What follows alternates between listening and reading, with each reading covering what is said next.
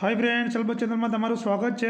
काले आप टेम्परेचर और फीवर रिलेटेड बधा ज एमसीक्यू जो एग्जाम अंदर पूछाता है रिलेटेड बधा कवर कर्या था। मैं आज आप पल्स विषय जोई लईशुं। आ रीते स्टेप बाय स्टेप आप आखू फंडामेंटल पूरुं करीशुं। दरेक सब्जेक्ट આપણે પૂરું કરીશું જો તમારો રિસ્પોન્સ સારો રહેશે। આ પહેલાં મારી ચેનલને સબસ્ક્રાઈબ ના કરે સબસ્ક્રાઈબ કરવાનું ભૂલશો નહીં। જો વિડીયો ગમે તમને મારો તો લાઈક જરૂર કરજો।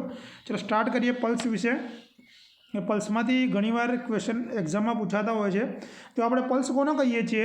પલ્સ એટલે કે જ્યારે આપણા હાર્ટમાંથી શું હાર્ટનું જે લેફ્ટ વેન્ટ્રિકલ હોય શું હોય લેફ્ટ વેન્ટ્રિકલનું સંકોચન થાય, જ્યારે કોન્ટ્રાક્ટ થાય એટલે શું થઈ જાય? જ્યારે આ લેફ્ટ વેન્ટ્રિકલનું સંકોચન થશે ત્યારે અહીંથી બધું બ્લડ ક્યાં જશે? એઓર્ટામાં જશે, બરાબર। એટલે કે જે સંકોચનના કારણે જે આર્ટરી ઉપર શું થઈ જાય છે? એક્સપાન્શન્સ અને રિકોઇલિંગ જોવા મળે એને આપણે શું કહીએ છીએ? પલ્સ તરીકે ઓળખવામાં આવે છે। શેના કારણે એક્સપાન્શન અને રિકોઇલ જોવા મળે છે? લેફ્ટ વેન્ટ્રિકલના સંકોચનના કારણે, જેને આપણે શું કહીએ છીએ? પલ્સ તરીકે ઓળખીએ છીએ।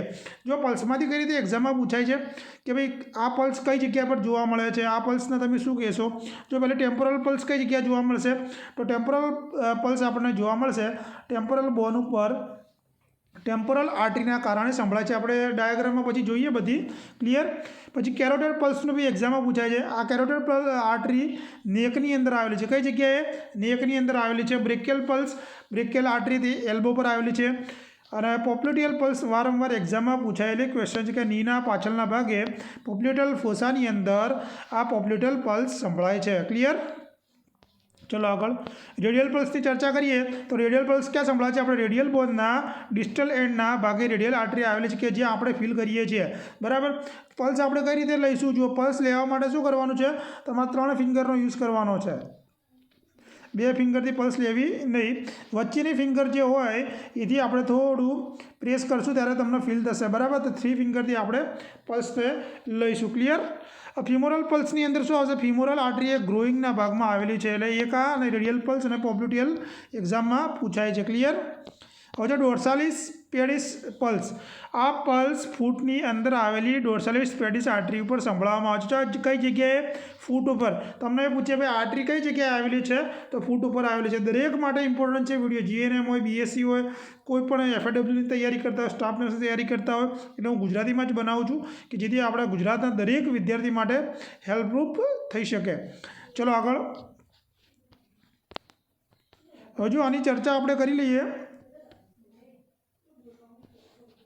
એપિકલ પલ્સ, बराबर। एपिकल पल्स ने આપણે ચર્ચા કરીએ। રેડિયલ, જો રેડિયલ કઈ જગ્યાએ આવેલી છે? ફિમોરલ ગ્લોઈંગની અંદર। રેડિયલ આપણા રેડિયલ બોનની અંદર પોપ્લિટિયલ નીના પાછળ આવેલી છે। પોસ્ટિરિયર ટિબ્યુલર આર્ટરી કઈ જગ્યાએ છે? જુઓ ફૂટની ભાગની અંદર, કેરોટિડ નેકની અંદર, ટેમ્પોરલ બોનના ટેમ્પોરલ આર્ટરી અને બ્રેકિયલ આર્ટરી અહીંયા આવેલી છે। ક્લિયર?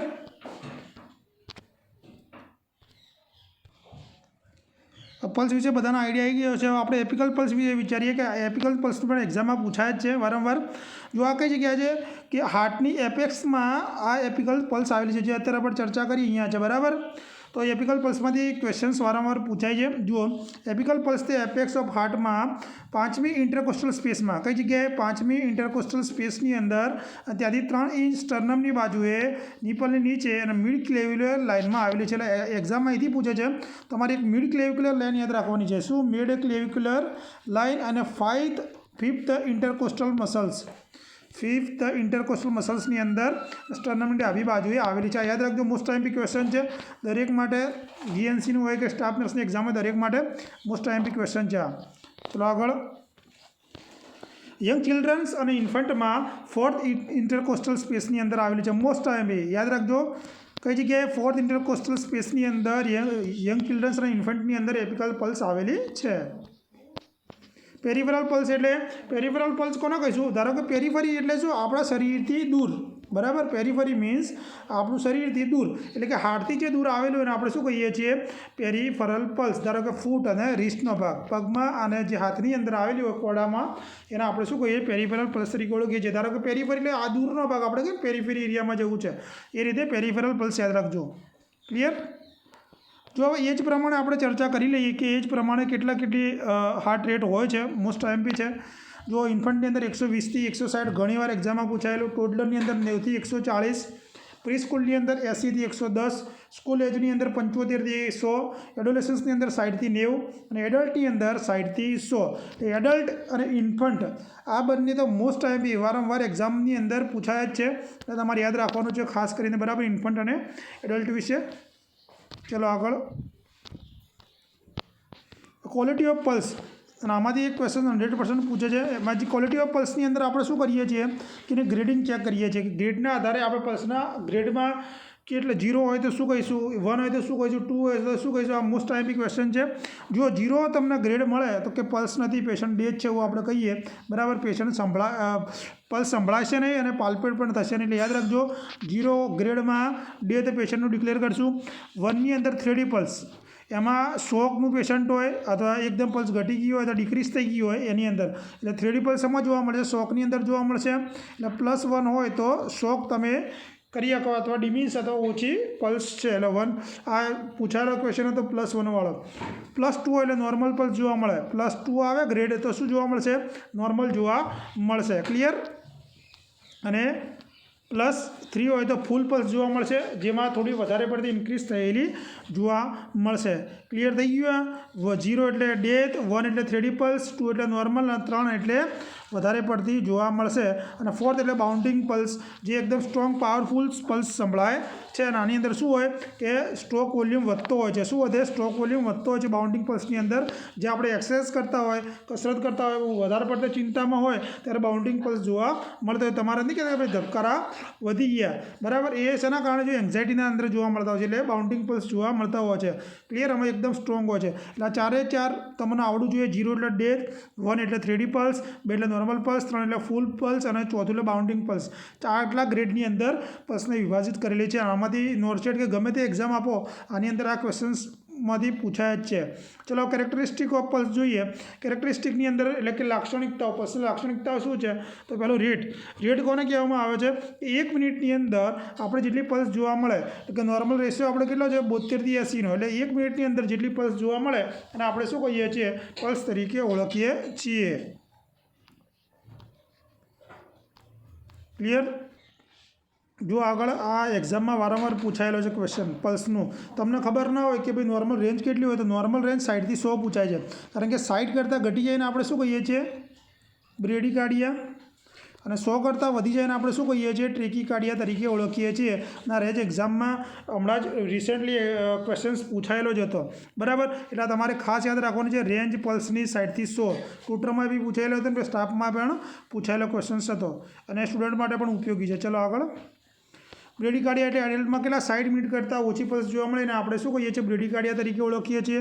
ટેકીકાર્ડિયા એટલે એડલ્ટમાં 100 બીટ કરતાં વધી જાય અને શું કહેવામાં આવે છે, ટ્રેકીકાર્ડિયા તરીકે ઓળખવામાં આવે છે. એટલે 60 થી 100ની રેન્જ તમારે યાદ રાખવાની છે. Pulse deficit most time question છે કે એપિકલ પલ્સ અને રેડિયલ પલ્સ વચ્ચેના તફાવતને શું કહેવામાં આવે છે, પલ્સ ડેફિસિટ કહેવામાં આવે છે. વારંવાર પૂછાતો ક્વેશ્ચન છે. રિધમ, બરાબર. રિધમ એટલે બીટની રેગ્યુલારિટીને શું કહીએ છીએ, આપણે રિધમ તરીકે ઓળખીએ છીએ, કે બીટ કઈ રીતે ધબકે છે, બરાબર. એને આપણે શું કહીશું, રિધમ તરીકે ઓળખીશું. વોલ્યુમ, દરેક બીટ વખતે આર્ટરી ઉપર જે ફોર્સ આવે ને એને આપણે શું કહીશું, વોલ્યુમ અથવા ફૂલનેસ ઓફ આર્ટરી તરીકે પણ આપણે ઓળખીએ. જેટલો ફોર્સ આર્ટરી પર આવે ને આપણે શું કહીશું, વોલ્યુમ તરીકે ઓળખીશું, બરાબર. હવે જો પલ્સના ટાઈપ કે જે એક્ઝામમાં વારંવાર પૂછાય છે, તો વોટર એમર પલ્સ, એનું બીજું નામ છે કોરિગન પલ્સ અથવા કોલેપ્સિંગ પલ્સ. આ 3 નામ યાદ કરી નાખજો કે વારંવાર એક્ઝામની અંદર પૂછાયેલા છે. એટલે આ કેવી હોય છે, કોરિગન અથવા વોટર એમર પલ્સ એ ફૂલ વોલ્યુમવાળી હોય છે, બરાબર. જેટલી ફૂલ વોલ્યુમવાળી હોય પણ ઝડપથી કોલેપ્સ પણ આ થઈ જતી હોય છે. કઈ કન્ડિશનમાં જોવા મળે છે, તો એઓર્ટિક રિગર્જિટેશન્સ. એક્ઝામમાં પૂછાયેલો ક્વેશ્ચન છે કે ભાઈ એઓર્ટિક રિગર્જિટેશન્સની અંદર કઈ પલ્સ જોવા મળે છે અથવા વોટર એમર પલ્સ કઈ કન્ડિશન્સમાં જોવા મળે છે, તો એઓર્ટિક રિગર્જિટેશન વોટર એમર, કોરિગન પલ્સ અથવા કોલેપ્સિંગ પલ્સ જોવા મળે છે. Clear. Second number bounding pulse. આ પલ્સ સ્ટ્રોંગ અને પાવરફુલ હોય છે અને આમાં સ્ટ્રોક વોલ્યુમ વધે છે. ધારો કે એક્સરસાઇઝ અને એન્ઝાઇટી, જે આપણે અત્યારે ચર્ચા કરીએ, હાર્ટ ફેલિયરની અંદર, પેટર્ન ડક્ટસ આર્ટિયોસિસની અંદર બાઉન્ડિંગ પલ્સ જોવા મળે છે. પલ્સ અલ્ટરનેશન્સની અંદર આમાં રિધમ રેગ્યુલર હોય છે, પરંતુ વોલ્યુમ સ્ટ્રોંગ અને વીક. વોલ્યુમમાં કંઈ ઠેકાણું આમાં રહેતું નથી. પલ્સ અલ્ટરનેશન્સની અંદર શું થાય છે કે વોલ્યુમ ઘણીવાર સ્ટ્રોંગ બની જાય અને ઘણીવાર વીક બની જતું હોય છે. પણ રિધમ આની કેવી હોય છે, રેગ્યુલર જોવા મળતી હોય છે. એટલે આ લેફ્ટ વેન્ટ્રિક્યુલર ફેલિયરની અંદર આ કન્ડિશન્સ જોવા મળતી હોય છે. જે પલ્સ અલ્ટરેશન્સ જોવા મળતી હોય છે એમાં જોવા મળે છે. બાયજેમિનલ પલ્સની અંદર કેવું હોય કે કેવું હોય છે કે ઇરેગ્યુલર રિધમ જોવા મળે. બાયજેમિનલની અંદર શું જોવા મળે? ઇરેગ્યુલર રિધમ જોવા મળશે, જે એક બીટની સરખામણીમાં બીજી બીટ વહેલી જોવા મળે. બાયજેમિનલમાં ઝડપી એક બીટની જગ્યાએ બીજી બીટ્સ એટલે કે જે ધબકારા આવતા હોય વહેલા આવતા હોય છે. ક્લિયર? આ પલ્સમાંથી મોસ્ટ ઇમ્પોર્ટન્ટ આપણે જોયા તો રેસ્પિરેશન્સનો થોડો જોઈ લઈએ. એટલે કાલે આપણે રેસ્પિરેશન્સ અને બ્લડ પ્રેશર પૂરું કરી દઈશું. તો રેસ્પિરેશન એટલે કેવું? આ એક એવી પ્રક્રિયા છે કે જેમાં ઓક્સિજન લેવામાં આવે છે અને કાર્બન ડાયોક્સાઇડ બહાર કાઢવામાં આવે છે, અને આપણે શું કહીએ છીએ? રેસ્પિરેશન્સ તરીકે ઓળખીએ છીએ. એમાં એક્સટર્નલ રેસ્પિરેશન્સ અને ઇન્ટરનલ રેસ્પિરેશન્સ એક્ઝામમાં વારંવાર પૂછાય છે. જુઓ, લંગ્સ અને બ્લડ વચ્ચે જે ગેસ એક્સચેન્જની પ્રક્રિયા થાય એને આપણે શું કહીશું? એક્સટર્નલ રેસ્પિરેશન્સ કહેવામાં આવે છે. અને ટિશ્યુ અને બ્લડ વચ્ચે જે ગેસ એક્સચેન્જની પ્રક્રિયા થશે એને આપણે શું કહીશું? ઇન્ટરનલ રેસ્પિરેશન્સ તરીકે ઓળખીશું. બરાબર? રેસ્પિરેટરી સેન્ટર કઈ જગ્યાએ આવેલું છે? મેડુલા ઓબ્લોંગેટાની અંદર આવેલું છે, જેમાં કાર્ડિયાક એક્ટિવિટી સેન્ટર પણ આવેલું છે. ક્લિયર?